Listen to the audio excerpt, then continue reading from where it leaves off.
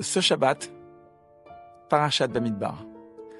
Bamidbar qui veut dire le désert. Ça nous fait penser à la fête de Shavuot où on a reçu la Torah dans le désert, devant le mont Sinaï.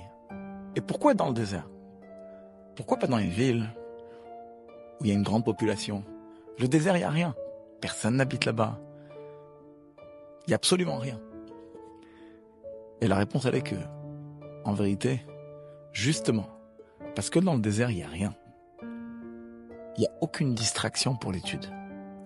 Il y a ce qu'on appelle l'ilmod, et il y a les lamed. Il y a apprendre la Torah, apprendre pour toi, et il y a apprendre et enseigner. La fête de Shavuot, il faut faire le point sur le fait de l'ilmod, apprendre. Pour apprendre, on a besoin de la concentration.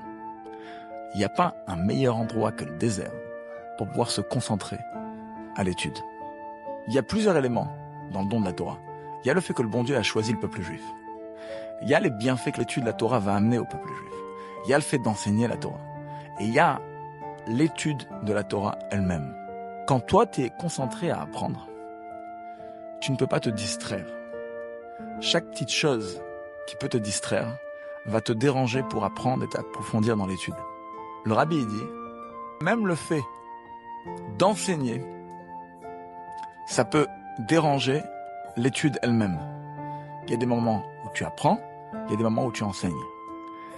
Pour apprendre l'ilmod, tu as besoin d'être concentré. Moins de distraction, plus de concentration.